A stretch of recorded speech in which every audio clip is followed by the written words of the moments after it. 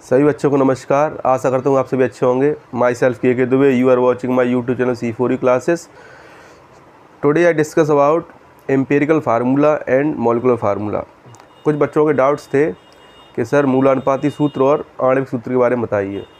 तो जो empirical formula होता है वो ये बताता है कि किसी भी कंपाउंड में जो तत्व होते हैं उनके जो परमाणु होता है उनमें एक सरल अनुपात को व्यक्त करता है।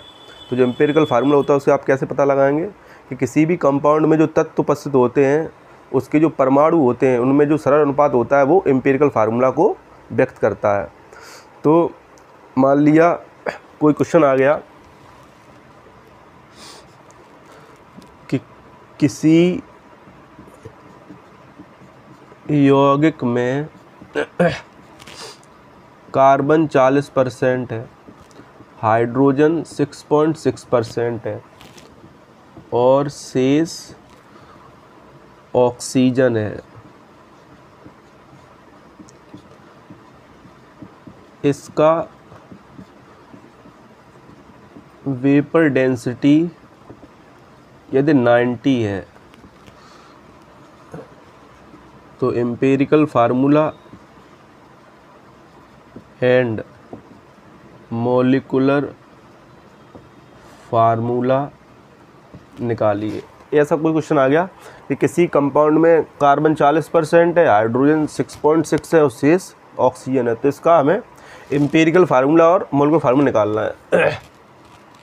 तो कार्बन तो 40% हो गया, हाइड्रोजन 6.6 हो गया, तो ऑक्सीजन कैसे निकालेंगे? 100 माइनस 46.6।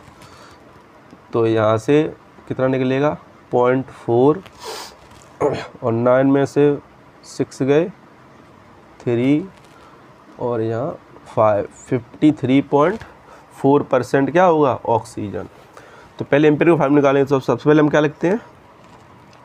एलिमेंट लिखेंगे, उसके बाद परसेंटेज लिखेंगे, उसके बाद हम निकालते हैं आपेक्षिक संख्या। आपेक्षिक संख्या निकालने के बाद उसमें निकालेंगे सरल अनुपात। तो एलिमेंट कितने? 3 है यहाँ पे, कार्बन, हाइड्रोजन और ऑक्सीजन। परसेंट कितनी दी है? 40%, हाइड्रोजन 6.6% और ऑक्सीजन आपका है 53.4%। आपेक्षिक संख्या क्या होती है? इसमें जो परसेंट दी जाती है उसमें हम लोग इसके एटॉमिक वेट का डिवाइड कर देते हैं। तो आप संख्या होगी इसकी कार्बन की 40/12, H की होगी 6.6/1 और ऑक्सीजन का होगा 53.4/16। तो जब भी आपको आप इस संख्या निकालनी हो तो आप क्या करेंगे? परसेंटेज में भाग लगा देंगे उसके एटॉमिक वेट का। तो यहाँ से क्या आएगा? 12 तिये 36, 4 बचे 40, फिर 12 तिये 36, 3.3 लगवा आया। यहाँ करो तो आएगा 6.6, इसका करो 16 तिये 48, अब बचे यहाँ पे 5, फिर हो गए 54, तो फिर 16 तिये 48। तो इस प्रकार से हमने निकाली आपेक्षिक संख्या। अब जो आपेक्षिक संख्या में सबसे छोटी संख्या होती है उसका समय हम भाग लगा देते हैं।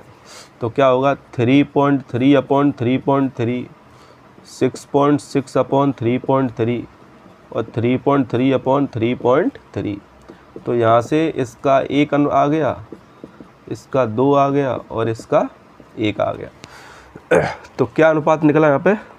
C/H/O निकला 1/2/1। अतः इस कंपाउंड का एम्पिरिकल फार्मूला क्या निकला?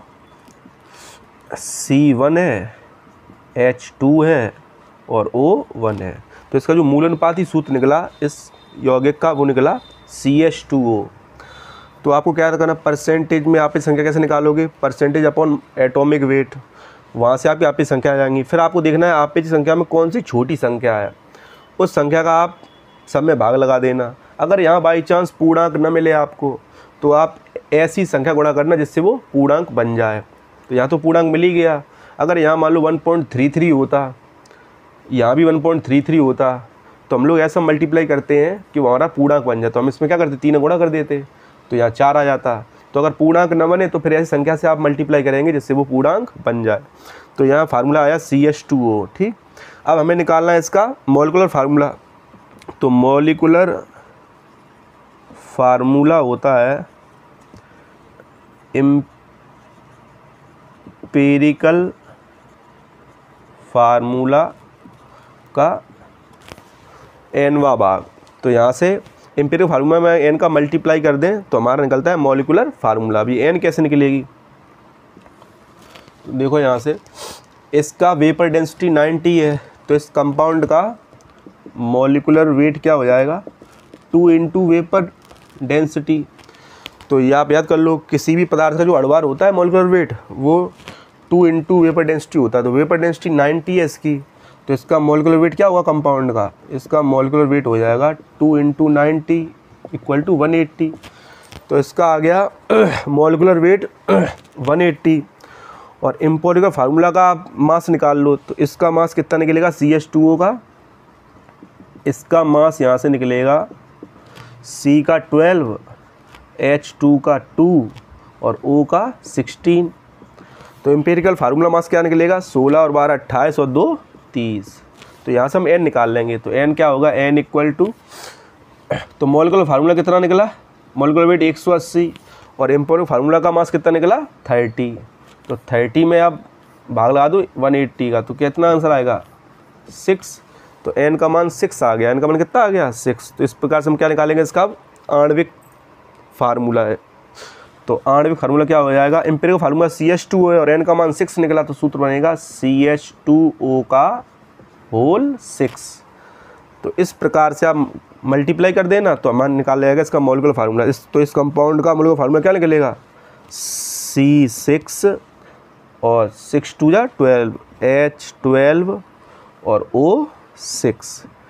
तो इस कंपाउंड में जिसमें कार्बन 40% है, H6.6, इसका मूल अनुपाती सूत्र क्या निकला CH2O और इसका जो आणविक सूत्र निकला वो निकला C6H12O6। अतः ये पदार्थ क्या हुआ, ग्लूकोज।